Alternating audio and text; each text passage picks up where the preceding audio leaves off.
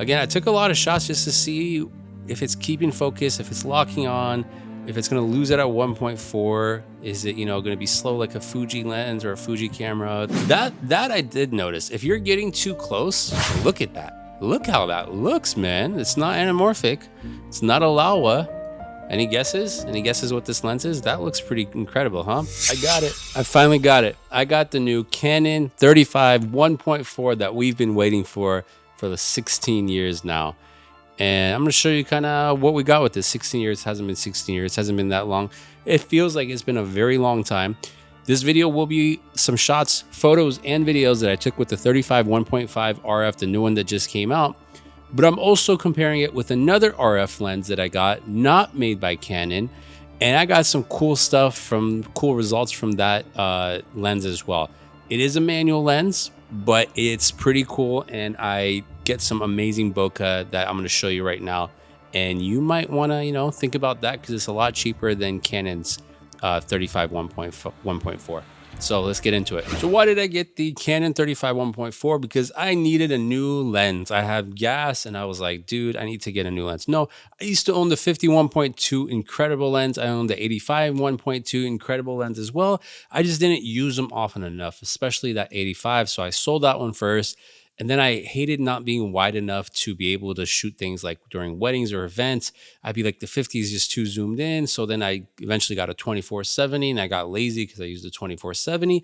But I did want something with a little bit more bokeh for some special things. Some things I think for portraits, like getting a bride getting ready, I think that 1.4 separates it enough where the focus can go on the bride. So I've been waiting for the 35 1.2 for a while. The 2 didn't come. So the 1.4, I guess, is what Canon released, or maybe the 1.2 is coming. So what did I do? I got this one. I got it in the mail. First thing I do, like with most lenses, I take my kid out. I have a model for me. I have him run around. I want to see how fast I can capture him. Is he going to be too fast for this lens? Is it going to function like a Fuji lens or Fuji camera? Shots fired at the Fuji lovers. Check out my other video where people are still harassing me about me not liking the new Fuji camera that came out. Anyways, back to this. How does the lens work? We shoot both photo and video. Photo, I'm sure it works fine, but is it good enough for video as well? So I hope to answer that in this video.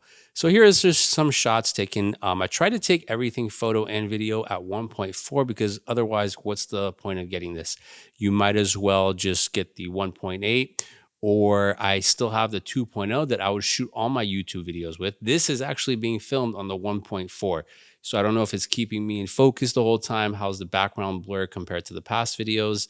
It looks like I left the stabilization on, so it might be a little bit more zoomed in than normal. But anyways, this is the 1.4. I have an ND and a filter on there as well, so it might kind of make the color shift a little bit not as natural as it looks from the lens. Anyways, back to this. I'm in Lightroom right now, showing you some shots taken with the 35 1.4. I'm going to put a few of these for you to download in case you just want to see kind of like, what does it look like? What does the background look like? If I'm editing this myself, what if I go into Lightroom and I actually use the blur effect in Lightroom? Can I maybe get it to a 1.2 or a 1.0? Absolutely you can. So this is it. Let's look at this right now. This is it with the artificial blur. And yeah, it looks like a 1.0, I guess. Sure. Great. Took some shots with it in the backyard. This was during sunset. Looks really pretty to me. Sun's coming in from the background. Color looks good. Flare, there might be some flaring because, again, I did use an ND because I was then shooting with some video and I didn't want to take the ND on and off. But it looks pretty good. The corners look like there's a little bit of vignetting happening. I'm not going to get into all the corners don't look sharp. I don't really care. The corners aren't supposed to look sharp. I'm shooting at freaking 1.4. What are you guys expecting? I don't care about that. I just want to see, how's the bokeh look to my eyes? Does it look cool? Is it going to be, for portraiture? Is it going to work? Saw a random cat. Again, this is just random plants in the front yard, backyard, just trying to see if I'm nailing focus, because it looks like I missed a few. I am shooting with the R6 Mark II. Maybe the user error. People are going to say cameras are perfect, so it has to be user error. But it looks pretty good to me. Looks pretty sharp. It looks like where we're getting the focus, it does look pretty sharp. These were, I think, intentionally, I was trying to manual zoom to see if we can use the aperture ring, which I don't think you actually can in photo mode. It's only for video mode. So again, just seeing the gradients here, the gradation, the separation, it looks good. I mean, if you're trying to shoot at a lower aperture wide, I think this is the best lens for RF cameras. If you're trying to shoot, you don't need to be wide, then I would probably go with the 50. So it kind of depends what you're using it for, how you shoot. As you guys know, nothing on my channel is sponsored. No one's sponsoring me to say anything. I control my own destiny. This is my channel. But I do have a store that has some products, like if you're a photographer, wedding videographer, or if you're a commercial shooter and you want contracts or treatments, I have those in my shop. I also recently had some health issues with high cholesterol, incredibly high triglycerides, and I have a PDF in there as well on my journey and what I did to lower all that in just 4 weeks. And I went down from 201 pounds to I'm at 186 currently. So that's all there as well. So if you'd like to support, there's some goodies there. Just click the link in the info, or it's going to be in the comments section. Support that way. They're not incredibly expensive, but it is a way to support the channel. There's no Patreon. There's nothing else right now. Just check out my shop. And if you want to make a purchase, 100% of that goes to me, and I invest pretty much all of it back into lights, lenses, and things like that. Thank you guys for your support. Yeah, let's look at some video. So let's bring in the video. I'm just, again, trying to see, shooting obviously at 4K 60p, trying to see if it's keeping focus, if I'm able to move around and it locks. I mean, it is the R6 Mark II. The focus is up there. I think it's on level with the R3, better than the C70, better than the R5C. So it's up there until the R1 and R5 II come out. I think this is possibly Canon's best focus with the R3. So obviously it's going to keep focus. There's no real issues there. How does the blur look? How does it look to you guys? Let's look at these.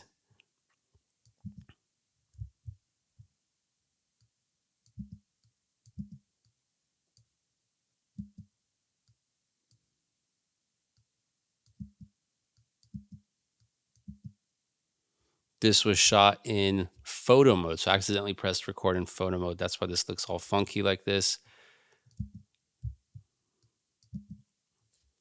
See, this flare that's coming up is probably from the ND filter. I don't think it's from the actual lens. Could be from the lens. Looks like a normal flare. Doesn't look like anything weird. I was trying to get it showing up. Yeah, there it is again here. Sun is in the background. I mean, we're not going to expect this to be perfect. How does it look? It's a pretty flare. It's not one of those orange blue ones like we're shooting anamorphic. So, I mean, that's good, I guess. Last thing we want is for something to look anamorphic when you don't want it to be anamorphic. Again, I took a lot of shots just to see if it's keeping focus, if it's locking on, if it's going to lose it at 1.4. Is it, going to be slow like a Fuji lens or a Fuji camera? Thankfully, it's not. That's why we shoot Canon and Sony's, right, guys? Am I right? Even Nikon. Sorry, I'm going to trash on Fuji a lot just because people are so sensitive when you criticize like Fuji camera or a Fuji lens. Again, check out the other video. Maybe I should have shot some in 24p, but the one I shot in photo mode was still keeping focus. So I don't think there's any issues with the tracking and the focus, assuming you're using one of the recent R cameras from Canon. That I did notice. If you're getting too close, photo or video, it's not going to be able to focus as well. Obviously, there's limits to the lens. So it's not like the other 35 1.8 where it's macro. You can get really nice and close. This, you're going to be limited. How many meters away was I? I don't know, because I don't know metrics. How many feet away? I don't know, 2 feet away, 2.5 feet away. So you are going to have limits. See, when he's on the swing coming towards me, it's not going to focus anymore. And it's going to try to lock on him while he's going away, which is fine. But then again, when he gets close, I think that's where he loses him. Let's go to one of these. So if this bokeh looks funky to you, it's because this is the other lens I wanted to tell you about. So look at that. Look how that looks, man. It's not anamorphic. It's not a Laowa.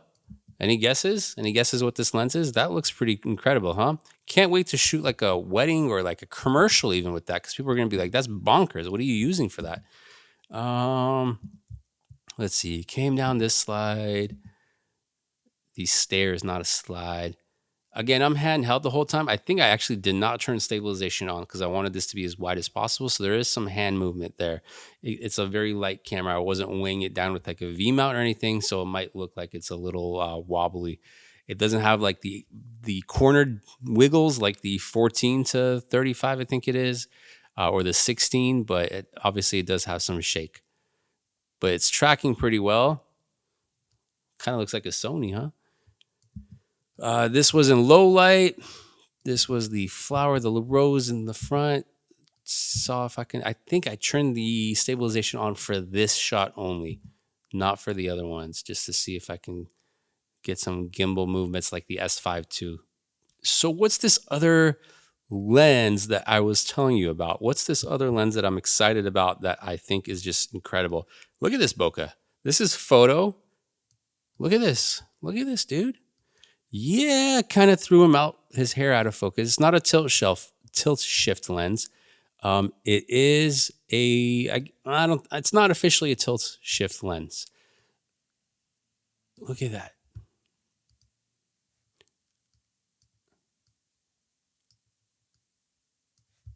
Kind of looks cooler than the 35, although it doesn't have autofocus. So can't really use it for too much, but it looks pretty incredible. And I'm going to show you a video as well, like I was showing you.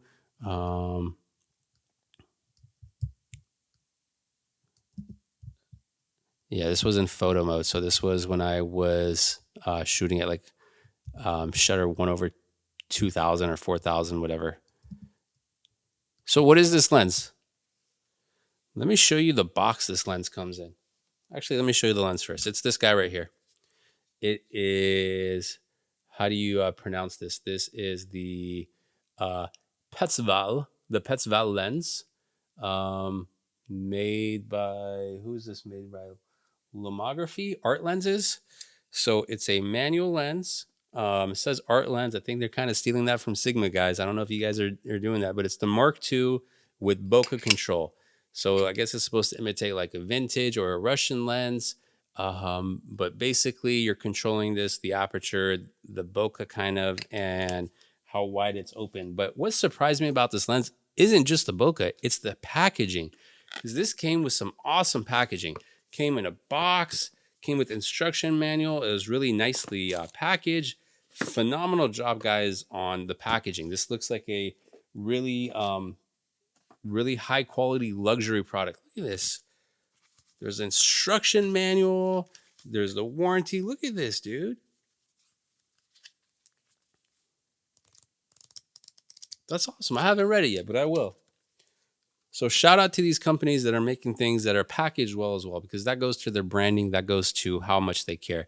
So my review of the 35 1.4, what do I think? I think it's a great lens. I think it's necessary, but not necessary if you have the 50 and 85. So if I were shooting and I was trying to be really artistic and, you know, have really cool bokeh for everything, I shoot with 35 and 85. What am I really going to shoot with? I'm probably going to have a 35 and a 24 to 70. And in my backpack is going to be the 7200 if I need that reach.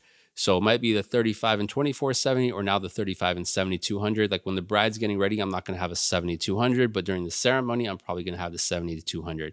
So if we're in a small place, I'll probably use the 2470. If we're outside, the 7200 for weddings. If we're doing interviews, I'll throw in the 35 now. I'm using the Haida ND filter right now. So that's the ND filter I'm probably going to use because it goes 3 to 7 stops. Probably still not enough for outside because we're shooting at ISO 800 at 1.4. It's probably not going to be enough, but for inside, definitely is. So thumbs up on the 35 1.4, which is around $1,500, which is, I think, still cheaper than the EF 35 1.4 Mark II, Mark III, whatever that's out. That's $19.99, which is weird. If you want something cheaper, that's only like $500. It's the Pets Val 55. What is this? 55 1.7, which is an amazing lens. Never used any of their other products. It's not sponsored. It's none of that stuff.